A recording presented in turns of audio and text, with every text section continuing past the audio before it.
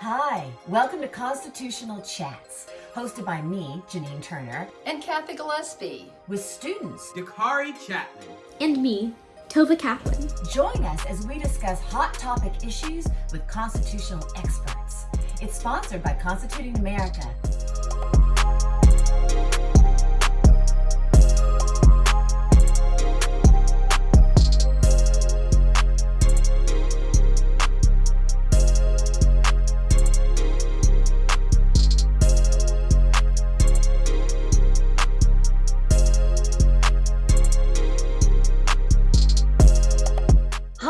I'm Janine Turner, co-host of Constitutional Chats. I'm an actress. You can check everything out about that at JanineTurner.com, but I'm also the founder and co-president of Constituting America, which was launched in 2010. So we have a great panel today. Our regular Constitutional Chat co-host, Cathy Gillespie. Cathy Gillespie is a dear, dear friend of mine, and she is co-president of Constituting America. And Cathy Gillespie was a chief of staff on the Hill forever and ever and ever. She's just so incredibly talented. And she has been one of the 16 people chosen to be on the Semi-Quincentennial Commission, which is a very prestigious opportunity. I think they're lucky to have her. But the Semi-Quincentennial Commission helps organize in celebration of our country's 250th birthday in 2026. So I like to say it takes a left wing and a right wing to fly, and I have all these wonderful ideas, but I would just be flapping around if it were not for Cathy Gillespie to help get all these projects off the ground. So say hello, Cathy Gillespie. Hi, everybody. We're glad that you're here, and we want to thank our sponsors tonight who are making this program possible, Sonia and Dan Rundy. Sonia and Dan are great friends of Constituting America, and we really appreciate all that you do to make our Constitution education possible. So thank you, Sonia and Dan. Yes, thank you, Sonia and Dan, so much. Thank you, thank you, thank you. Okay, I'm going to tell you about two exceptional young adults which will give you hope for the future of our country. Tova Love Kaplan is our co-host of Constitutional Chats. She's 16 years old, and you're not going to believe it. She's the most mature 16-year-old I've ever known. She lives in Illinois, and she currently serves as our Constituting America National Youth Director for Constituting America and runs the National Youth Advisory Council. And I like to say that she runs it like a top CEO of a top 100 company because she's that amazing. She's a 3-time winner of our We the Future contest. Please check out our contest at constitutingamerica.org. Entries are due September 17th, which is Constitution Day. She's won our contest 3 times. The first, she was in middle school, and she won for entrepreneurial as an entrepreneur, where she created a marketing plan. Then, as a freshman in high school or sophomore, she won for PSA. Know your rights, read the Constitution. And this past year, she won in our STEM category. So I like to brag on her that she's left brain, right brain, where she created an app, which is going to be up shortly. We're very excited about our app. And how about an app built by a 16-year-old, right? She is passionate about educating and empowering young people to use their constitutional rights.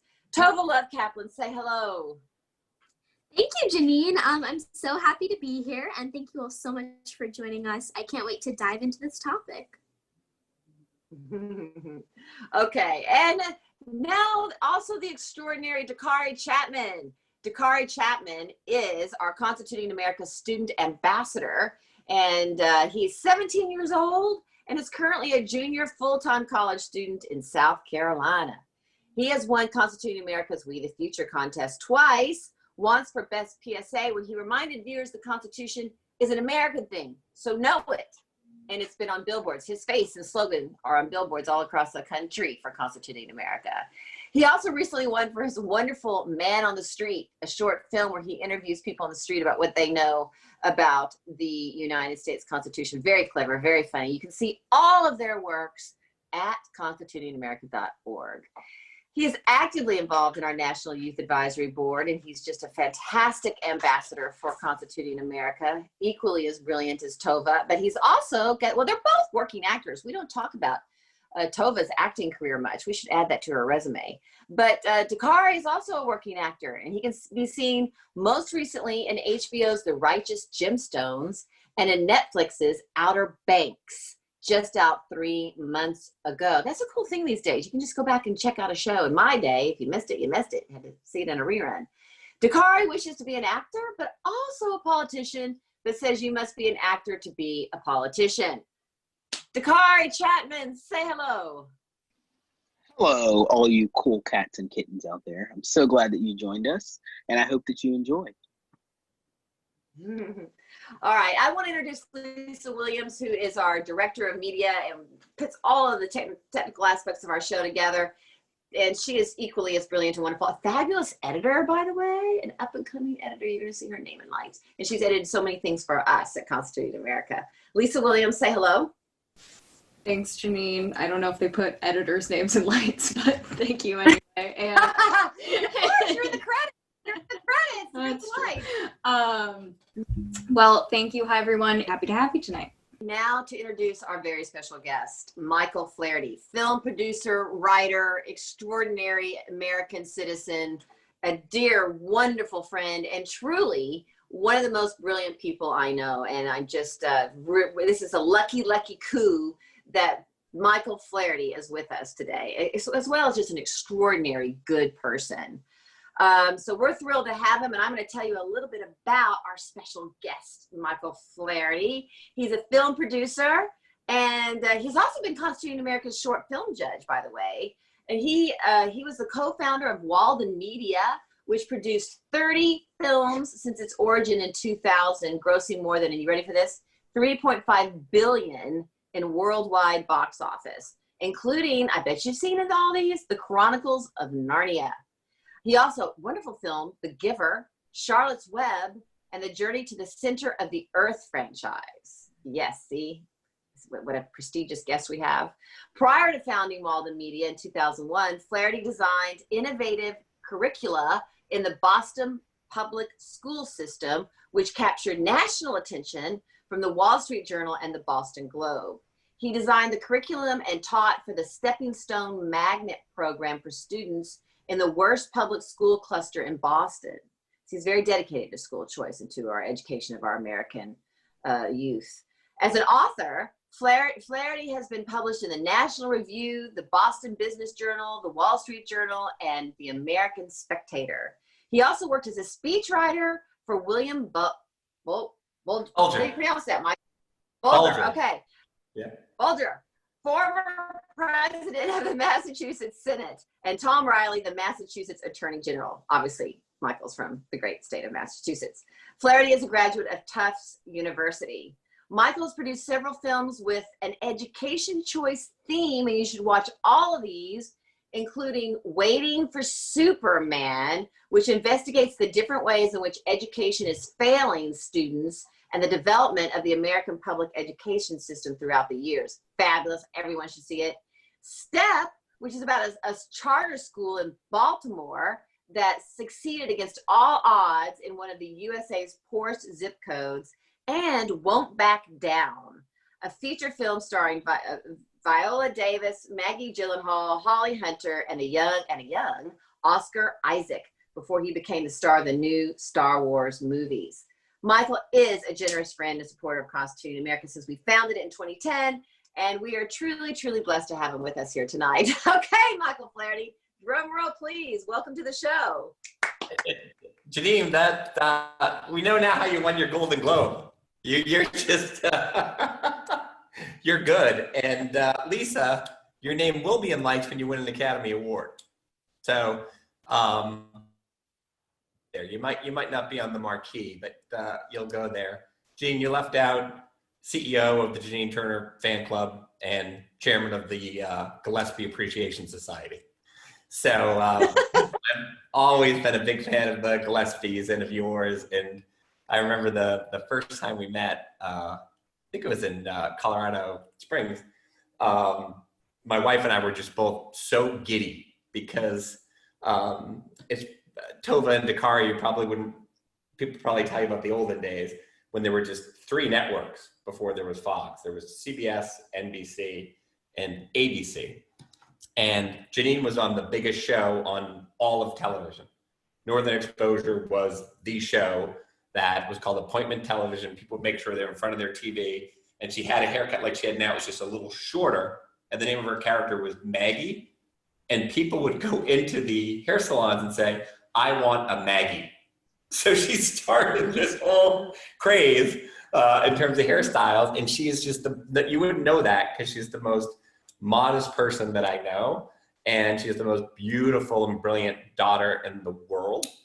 And she made the choice to walk away from huge movies and huge television to raise her daughter. And you clearly chose well, because she is just the best. She's the daughter everyone dreams of, like Tova and like Dakare. And we already have a show where you play Tova and Dakare's mom. So there you go. We've been workshopping it, and I think it's going to work out pretty well. Well, we're going to start pitching to Nickelodeon. But we'll, and of course, thanks to the sponsors. It's so generous and so important. That's the lifeblood that runs these kind of things. And people always think that there's this artificial distinction between education and entertainment, but I've always thought of them as the same. The program you mentioned earlier, the Stepping Stone Foundation, we would meet on Saturday mornings and then on Tuesday and Thursday nights. And you can't dive right into algebra or math with kids that already have so much going on. So for me, the icebreaker was always, what'd you do last night? It would always be a movie or a television show or music. And after they saw the movie Titanic, the next week they said they saw it again. But then the next week they said, we went to a library and we got books out about the Titanic. The next week they said, we went to a museum exhibit about the Titanic. And I said, oh, I think there might be an idea there that you can use movies to inspire kids to get excited about learning. The gentleman you mentioned earlier, Bill Bulger, who is the president of the Senate, some people, you might not recognize his name, but if you remember the movie Black Mass with Johnny Depp, that's about Bill Bulger, because Bill Bulger's brother, Whitey, was #1 on the FBI's most wanted list.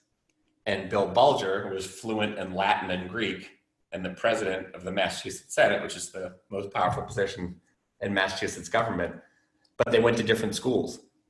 And he was fascinated that two people who shared the same bedroom, shared the same DNA, would go in two completely opposite routes. And he always thought had everything to do with schooling.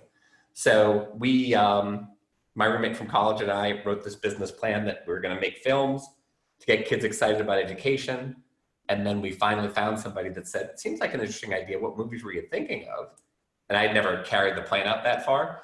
So I called my wife and I said, quick, tell me your reading list at St. Peter's. And she's like, The Giver, Charlotte's Web, Lion, Witch, the Wardrobe, Bridge to Terabithia. I was like, spell Terabithia. And so basically our entire development list was my wife's reading list. And the first book we optioned was The Giver. And it was the last movie I made. And it's interesting, it was released August 15th, which is today's the anniversary of it. And I don't remember that day because that was the day the movie was made. It's also the day my daughter got baptized. And I decided then to leave to help my wife homeschool the kids and to produce things independently. And I've kept a hand in it, and particularly books like The Little Prince, which we did for Netflix, and Step, which we can talk about later. And so that's the very, very quick background. We're thrilled you're here, and we know you have some clips, I believe, you would like to show, but you want to start by just giving us about a 3-minute general perspective of school choice. I mean, we hear a lot about school choice, but what exactly is school choice? School choice empowers parents, and it ensures that your school is not dictated by your zip code. Because a lot of schools that we have, we've inherited from the Jim Crow days. So depending on the place where you're born, if it's a wealthy area, you have a great school district. If it's a poorer area, you do not have a great school district. And the idea of school choice was that the government is spending incredible amounts of money, even in failing school districts. And why not give parents the choice to decide how to educate their kids? And if you're already spending $15,000 to $20,000 per year to educate them, let that money follow them, whether it's to, Maimonides Hebrew school, or to a Christian school, or to another private school, or to homeschool. Or if it's to the wealthier public school that's down the street. And Can you stop right there? You just said if you're spending $15,000 to $20,000 a year to educate them. Yeah. What exactly do you mean by that? You mean the tax dollars? Yeah, the per pupil expenditure. It varies from place to place. But here in Massachusetts, in the city of Boston, I think it's over 20. And I think in New York City, it's probably over $20,000 as well. And I was talking to Lisa about this earlier. A pretty large degree of that is transportation, which when you think about it is especially sinful because kids have to travel to go to a lousy school.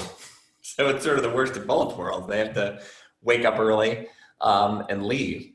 And I started on the political side trying to pass school choice laws, and we eventually started a charter school, the Frederick Douglass Charter School, because we felt there wasn't a good emphasis on public speaking in schools, and Frederick Douglass obviously was the best public speaker in the history of the United States.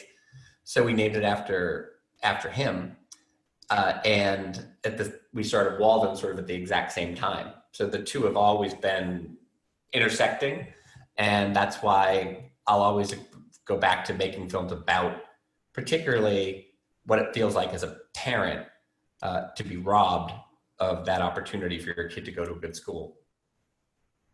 Okay, so everyone in there, just to explain this to everybody, everyone in their neighborhood pays taxes. Yep. And those taxes are accumulated, and they pay for the child's education in the public school. Yes. And what school choice is just give that money directly to the parent. I mean, there are different ways of doing that the family should be able to have that.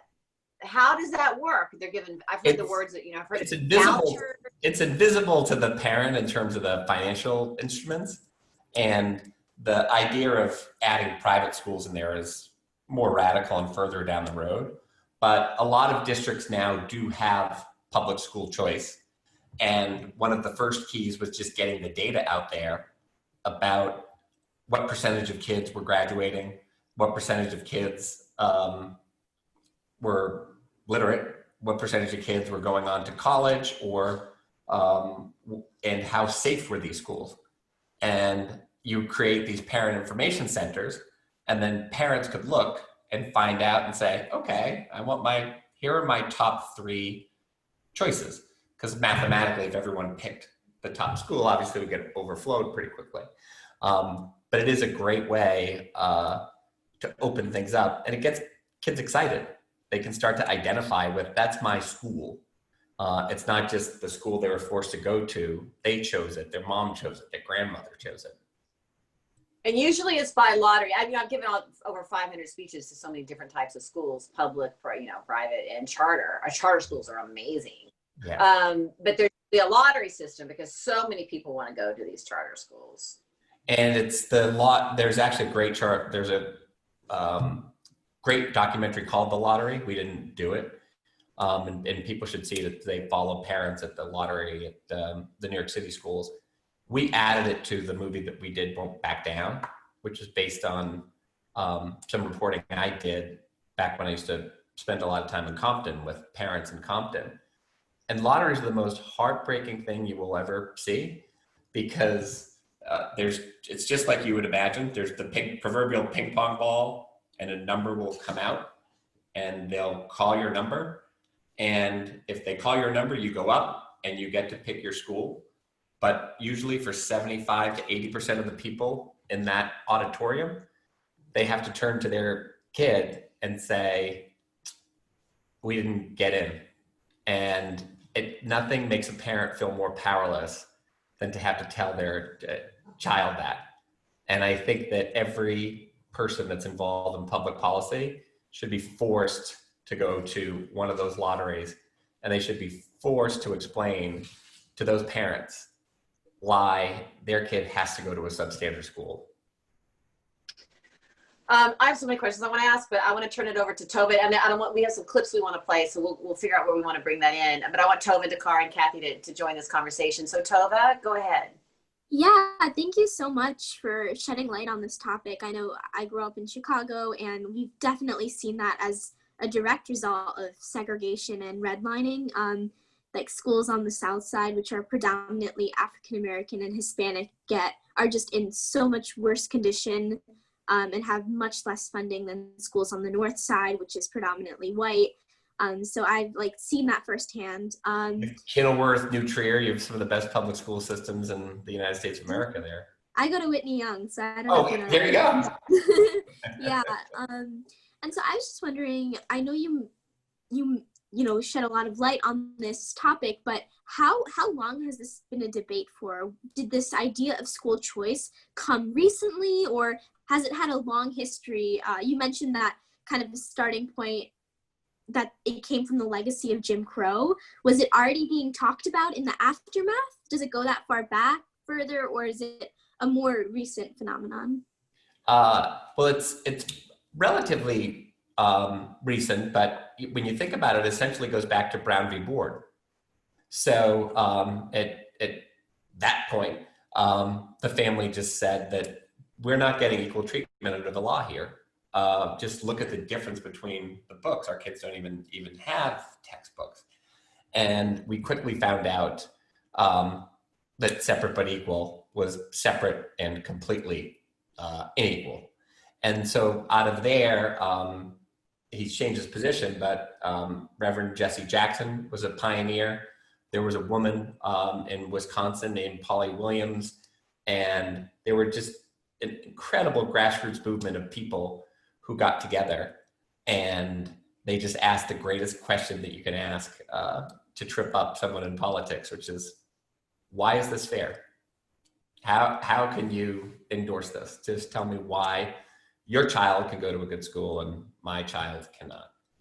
And so it's, Brown v. Board sort of is where it had its roots. And then in the 80s is when it really started to pick up in terms of public policy. And then with charter schools really started to take off in the late 90s, early 2000s. Thank you. And then at Constituting America, we've been talking a lot about the COVID-19 pandemic and its effect on schools. I was wondering, how has the response of charter schools and more privatized schools been different than the response of the more traditional neighborhood public schools? And how do you think that's representative of the different ways that these schools function? The biggest separation has been with the private schools, particularly the Catholic schools, who all want to open and need to open because they need the revenue. The public schools will always have the revenue because the government funds them. And the charter schools have tried to break out independently. And it's a great question, Tova, because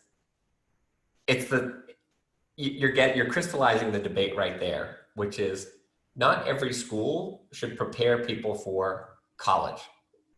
People have all kinds of different talents. And right now, every high school basically has a watered down, college curriculum. Whereas you could have performing arts schools, you could have trade schools, you could have art and design schools, you could have fashion schools. Of course, you could still get plenty of liberal arts and learn plenty about reading and writing.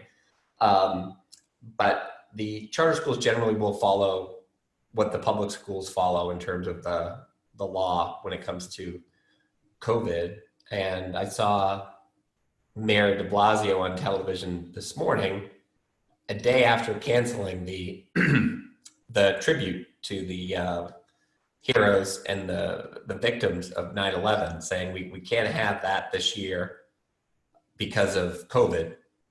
The next question he said was, but we will be starting school on time. And they said, are you worried about the teachers' health?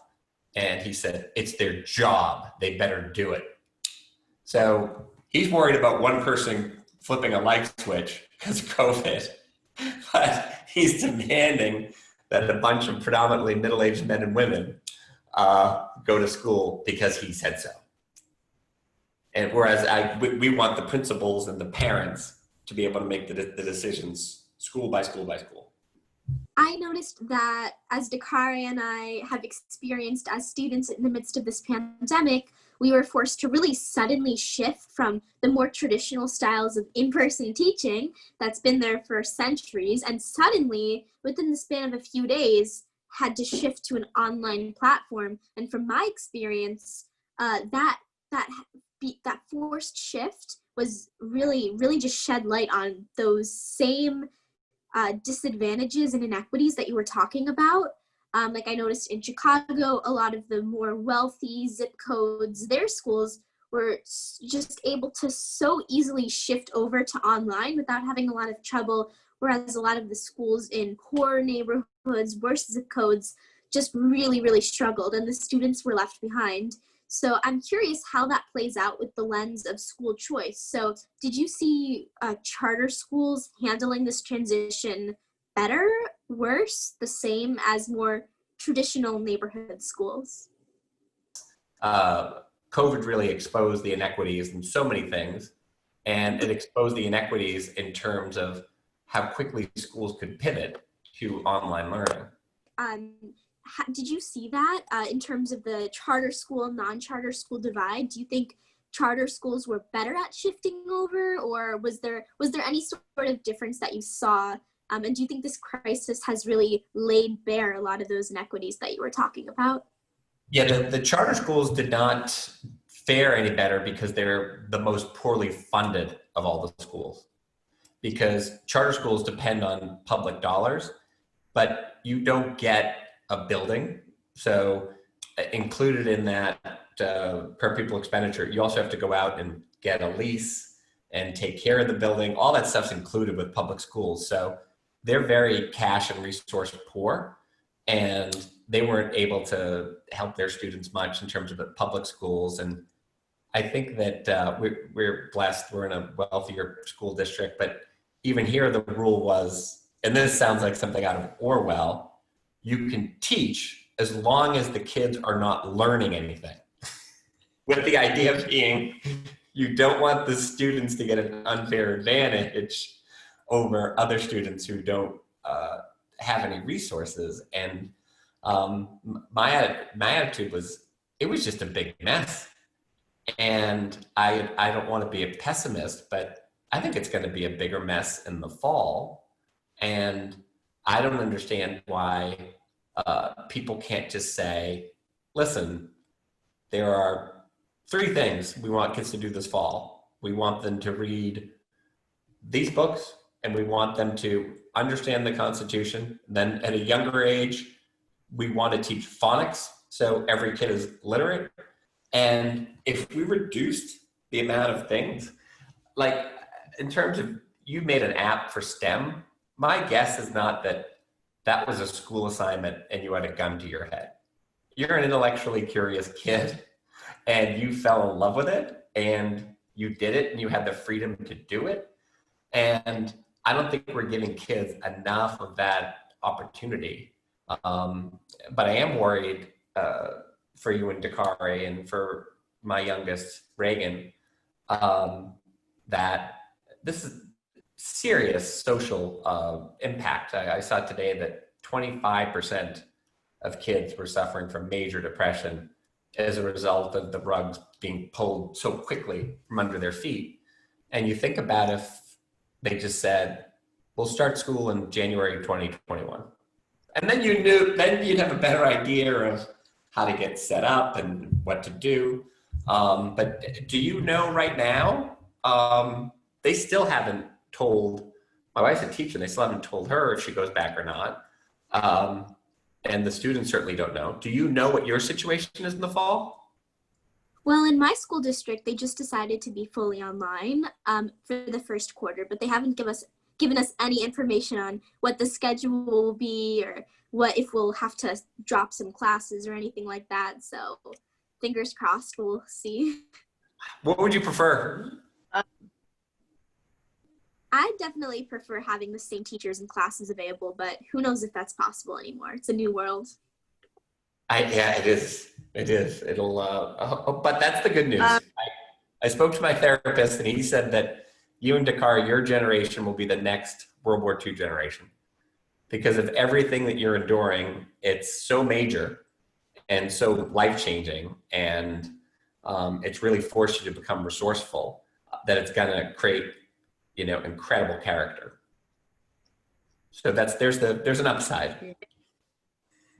There's an upside. Okay, Dakare, go for it. Do three questions, Dakare. So my first is a comment, and it's just that Micheal, you need to start writing some kind of film about COVID-19 in school, and then just hit me and Tova up, and we'll be at your beck and call. We're scheming right after this call, D. So, question number one is kind of on Tova's basis, because I know you're talking about Jim Crow, and that's in America. But are we seeing this school choice issue in any other countries, or is this even a? Yeah, I don't know in terms of school choice. People always point to Finland and the great Finland success that they have 100% literacy rate. What's interesting is when you dig down, that's by the 6th grade.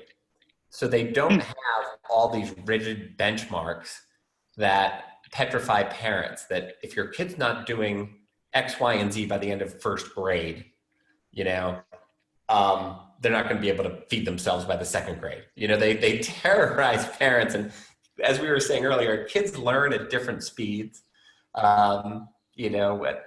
Can say this is controversial. Girls learn much faster than boys at a younger age and have a big leg up. And so they take the attitude of there's far fewer hours of schooling in Finland. But the other thing that's left out is it's a homogenous population that's there. So things are, more boring and more standardized. But I do think, my gosh, the UK has had this problem now for over a century, right? I mean, you read all these books like C.S. Lewis, getting set in a boat in the 1st grade and shipped off to boarding school away from his parents. And there's the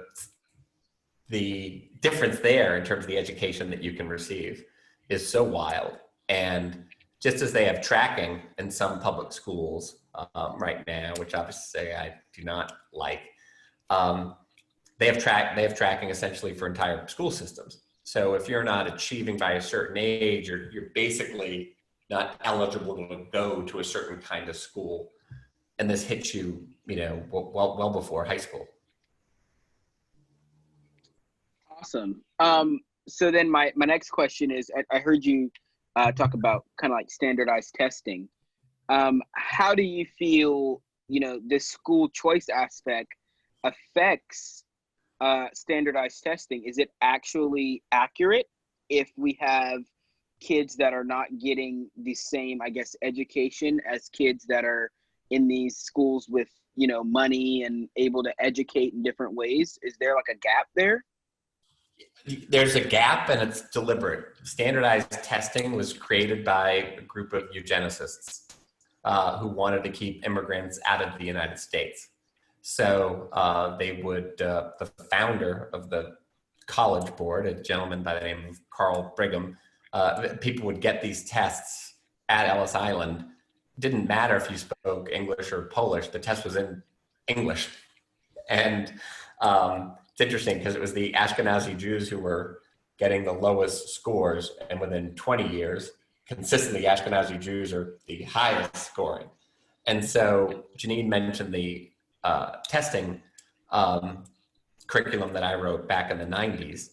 In Boston, we have exam schools. They're different than charter schools, but they're the elite schools. New York has them as well. Schools like Stuyvesant, you've probably heard of them. In order to get into that school, you have to pass a test. So I used to teach SATs. And so I got my hands on the test, and we created this program to teach the kids how to take the test.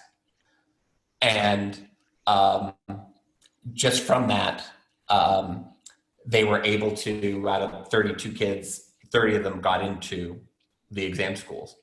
And for me, it wasn't a matter of pride. It just made me even angrier that if people just gave these kids a few weekend days, they were able to, make up for 7 years of inequities. And getting into one of the exam schools in Boston makes all the difference in the world in terms of your eligibility to do what you want to do after high school. So I think that testing, I'm glad to see more and more schools are going test blind, because the tests are a complete joke. You can totally game them. To get into the Juliet Turner stratosphere of perfect scores, of course, that indicates a level of genius. But generally, between the, say the 35 and 90th percentile, you can always get everyone into like those 80s and 90s. Mr. Micheal, as far as my third question, it's obviously regarding the film industry, since we're all Hollywood people, you, Janine, and I. So you chose to create these films on education, and it's not a very popular thing in Hollywood. So my question to you would be, how did you, leap out and do this and succeed without it being the most popular thing? I was blessed because I had, the kindest, most generous gentleman in the world financing all of my movies, Phil Anschutz, from Denver. He also owned the Staples Center and the LA Kings and a third of the Lakers. So it's kind of cool to always have seats to go to the games whenever we wanted to, as an aside. But he was very determined to use this as a way to get kids excited, because he's a big believer in public libraries too. So if kids couldn't change schools, if you could light that fire and get kids excited about literature, that they would be halfway there. The reason why other places are not doing it is because the people that work in Hollywood are so preternaturally stupid. They don't recognize that there's a lot of money to be made. So the way that I got a lot of the movies made was I just walked in with the book sales and the number of schools that were reading the books. And I told people that this is no different than a superhero property. This is branded intellectual property. People will recognize the name of this book. They love the story. They've lived it through in their minds. They've wondered, what should Jonas look like? And then, of course, we made him like 20 years older than he should have been, because it's Hollywood. And that's what Hollywood does, You would have been a great Jonas, by the way. Tova, you would have been fantastic in that film too. And Janine, in all due respect to Meryl Streep, you should have taken Meryl Streep's role. And so for me, I like the stories that are like about big ideas. And I also like movies that are about second chances. So if you look, all of our movies are about Holes was our first movie, took place in a juvenile detention center because of Winn-Dixie. The girl's mom left her because she was struggling from mental illness. The father was, a recovering alcoholic. And when we left Disney, which was just the best place in the world to work, we took a deal over at Fox, which was the worst place in the world to work. And I remember, Tova, you'll get a kick out of this. In a row, we had done Charlotte's Web, where the spider dies, Lion, Witch, and the Wardrobe, where the lion does come back from the dead. Then we did Mr. Megorium's Wonder Emporium, where Mr. Megorium dies. And then Bridge to Terabithia, where little Leslie You dies. were the one that ruined my childhood. Oh my gosh. Oh my gosh, that's so cool you saw those. So we did all those consecutively. So we go in and we're going around the table and they're like, all right, Flaherty, what Walden movies do you have? And the president of marketing, Cathy from Fox, wisely said, yeah, who dies in this movie?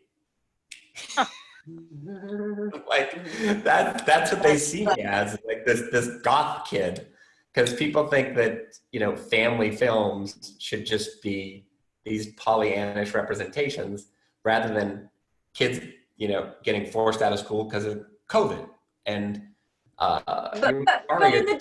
dealing with serious problems. In the Disney Sorry, go ahead. movies, the mother. In the Disney movies, the mother always dies in the Disney movies. Yeah, cool. They're fine with that. Disney was the best. I loved working there. You know, that's Michael- the best lot in the world. Janine will not die. My dad dies, not my mom. Okay, we've already made that final. I get to live in the movie. I'm so excited. Okay, I want to show a couple of clips. How long are these clips, and which one would you like to show? And then I know Cathy has listeners that want to ask questions. We only have 17 minutes left. Michael, do you have a preference of a clip? If you can, just show Won't Back Down. Just sort of, that's like my most personal, and I'll explain why.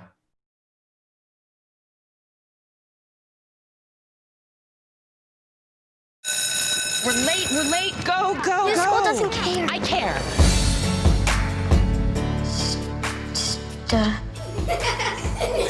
Try it again. I can't. Cody, you can do it, come on. I don't get it, Mom. I can't wait. With 10,000 studies about how being poor affects education, I can tell you being poor sucks and my kid can't read. What happened? Where is she? Excuse me. Malia! I punished her because she does not follow rules. Are you insane? I'm gonna get you out of there. We are taking back our schools. Go out there and fight for something better. You have to find a teacher that has the same ideas you do.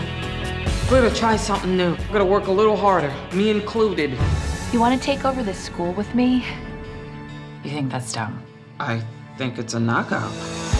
There's drugs, there's gangs. Change the school, you change the neighborhood. You really think you could turn this around? I can't say for certain. 100% yes. I'm trying to explain to you why your kid's tanking. I'll sell it to some other jerk. Are you the one out there leading the charge? I saw you teach. You're really good at it. You think this is a date?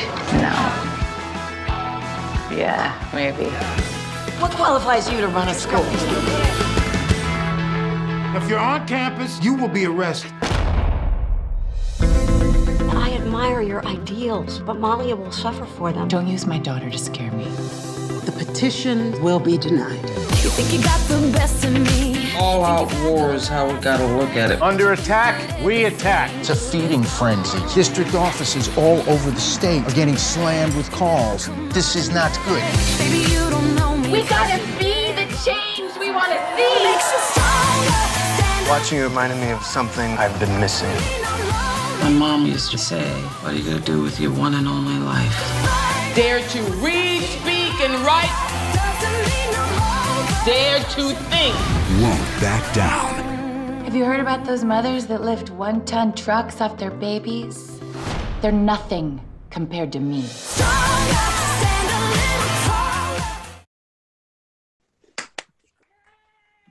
Yeah, so thanks so much for finding that one. And I think that opening weekend, my parents and my Aunt Paula saw that movie. So that was not one of our top grossers.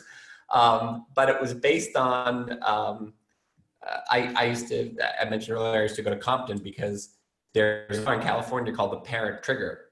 If your school is in the bottom 10% of the country, of the state, more than 50% of the parents sign a petition, the parents get to take over the school, because the idea is the parents can do a worse job than what is being done already.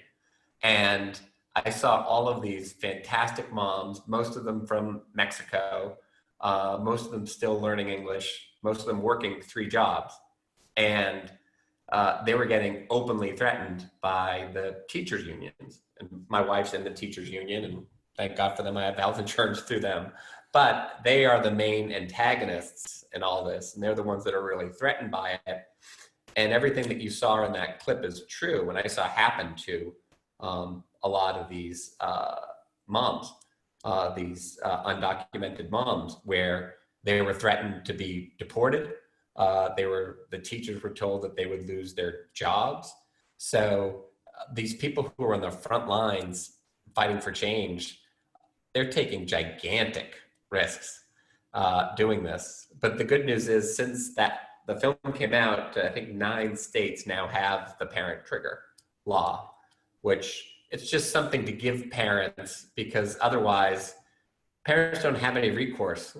Teachers can just say, so what? We wanted to give parents something with a little more power. And I'm laughing when I'm watching that because, little Emily Allen Lind, I had a dream project, Dear Dumb Diary, which was another movie that few people saw, but it's gotten a second life on TikTok because there's a lot of dances in it.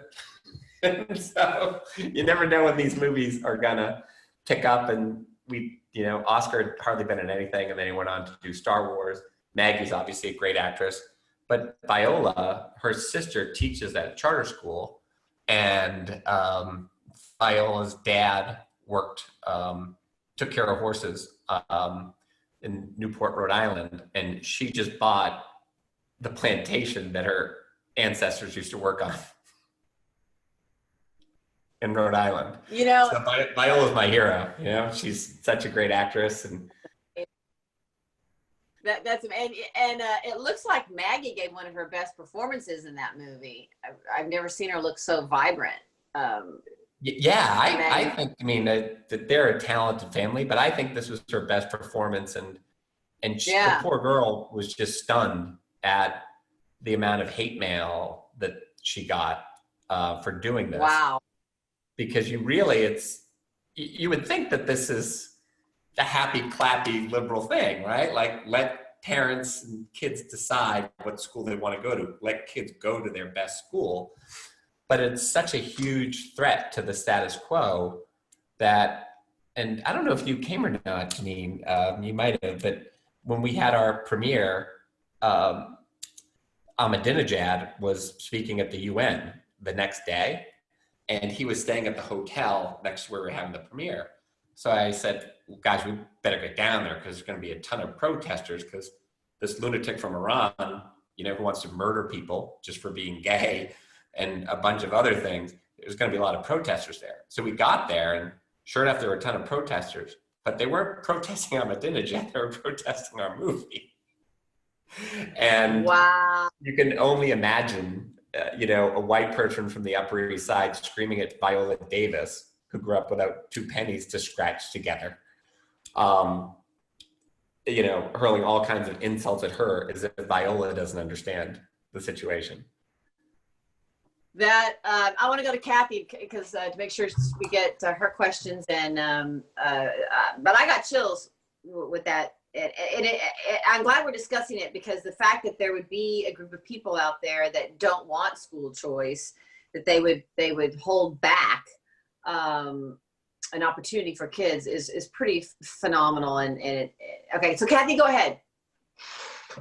Well, thank you, Michael. This has been fascinating. And we have a few listeners here who have got some questions. Ann Solace writes, school choice opponents always say that school choice is just a way to pull money from underprivileged schools and build elite privileged schools. Is there truth in that worry? And I think everything, that you've been saying today has kind of answered that, but I just wonder if you'd want to address that a little bit more. No, it's a great question. And the opinion comes from the fact that a school is not a building. So what happens is you're taking kids out of failing schools. And yes, every school should be elite and every school should be privileged. So, the question kind of answers itself when people are saying, you're taking kids out of failing schools. How dare you? Well, yeah, it's the place is essentially on fire. We want to get every one of them out of there, and it raises the level. But that is, that's the debate. And I know that there are folks that were running for president, like Michael Bennett, who founded Walden Media with me, the senator from Colorado. Cory Booker was tremendous. Barack Obama showed unbelievable courage when it came to school choice.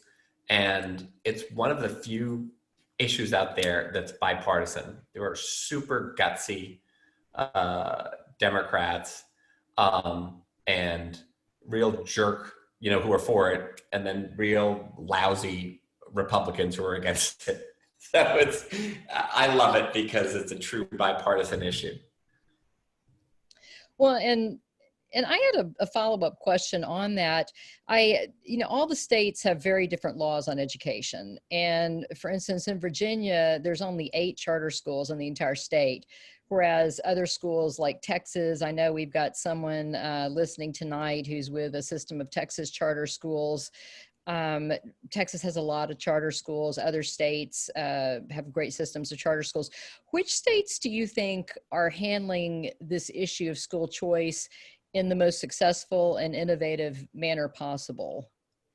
Cathy, it shifts by whoever the governor is, because they have the power of the pen, and they can immediately put a halt to, they can put a cap on the number of schools that are allowed. So if a previous governor said we can have up to this number of charter schools, they'll say, we're going to put a freeze on it while we do some studies. That's why I wrote that line in there for Maggie. I don't have time for you to do more studies. My kid can't read and she's growing up, and you don't have to make a study to tell me what it's like to be poor. It sucks. I can answer that question for you. We just try to add a little common sense to that. Minnesota was a trailblazer. Massachusetts was a trailblazer. But if you just go over the border sometimes,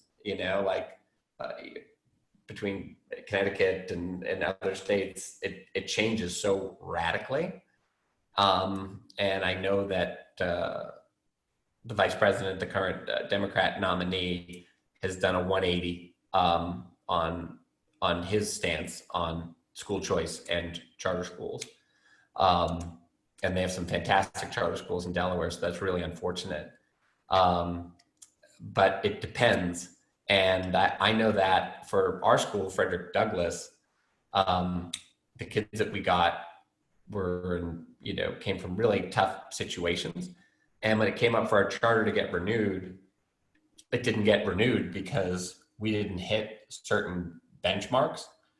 But if you compare us to the 32 non-charter public schools, we had higher scores than all but one of them. So we said, let us get this straight. So you're keeping 31 out of those 32 schools open, which we did way better than, with far fewer resources, just because we have the word charter in our name. So sadly, it's still radically politicized.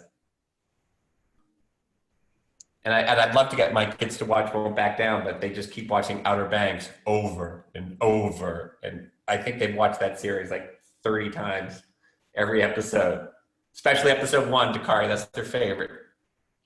And now it said Won't Back Down was based on a true story. Do you want to tell us a little bit about what it was based on? Yeah, well, I sort of,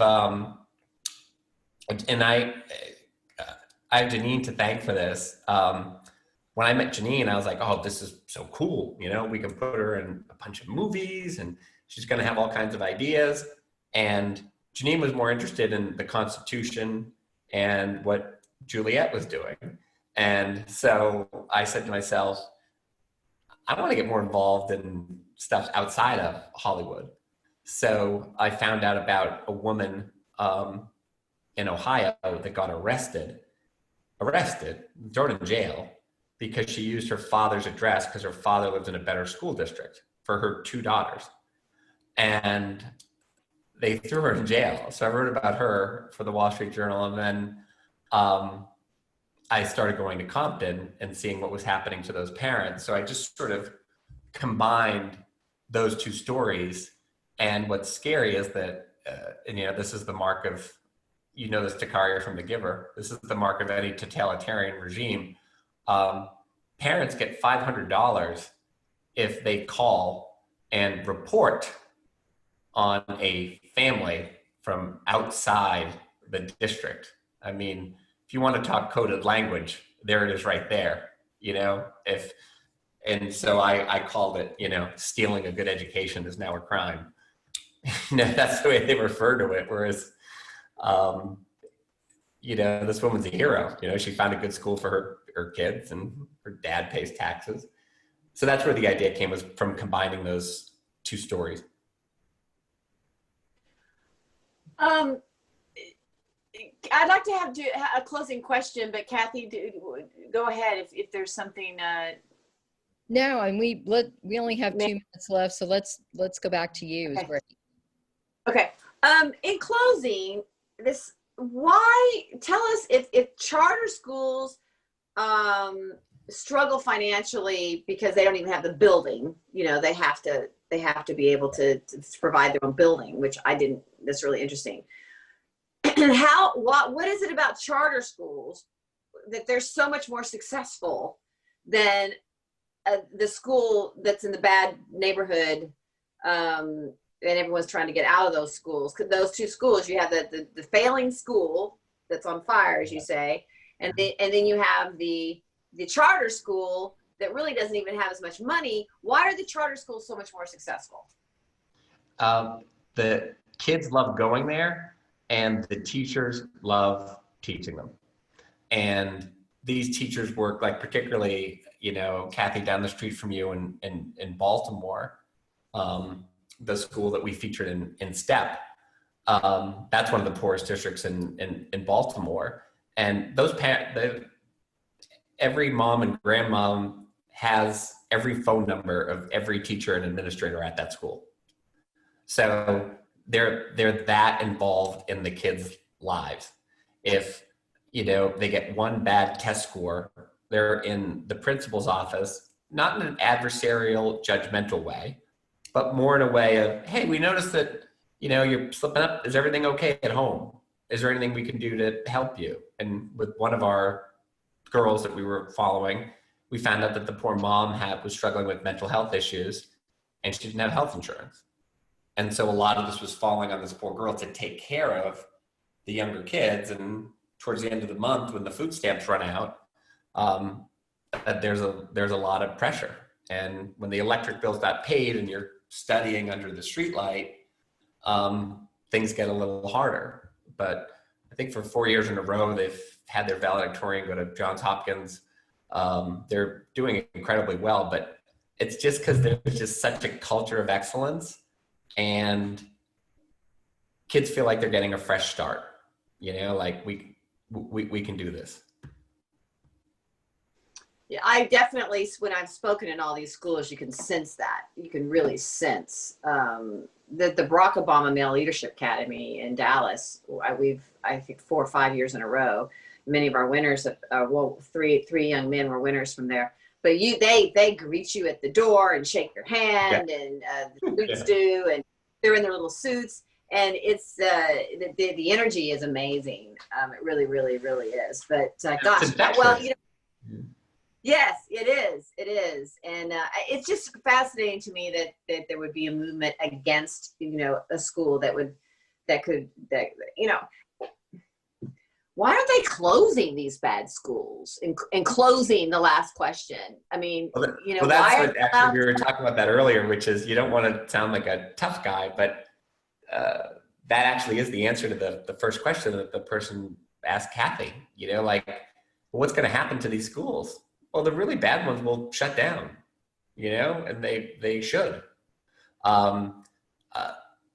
Charter schools need buildings. It's hard to find real estate out there. We go to malls, we rent from churches, we rent from temples, we rent from all kinds of places. And luckily there are places like Combined Jewish Philanthropies that will rent temple space out to you for next to nothing, So there are people in religious communities that do a lot to sort of help. But Janine, it will never make sense to me. And people get so fired up, the people who are against this, because life's complicated, right? And so what they'll do is they'll just say, you're anti-teacher. It's like, well, no, I mean, we want to create a place where teachers make more money and have more freedom. That's our ultimate goal. But it's so tragic, and people don't realize, and you know it, my gosh, I mean, your daughter's in graduate school now. You know, I remember she was just a little kid reading the Theodore Boone novels. It goes by so fast.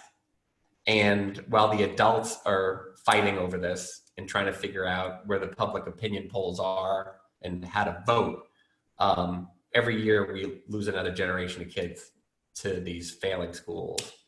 And I think it's the great injustice that we have happening right now, and the single greatest cause of this divide that we see. But I haven't heard it, you know, since George Floyd's death. I have not heard many conversations about this is where we should start our focus specifically.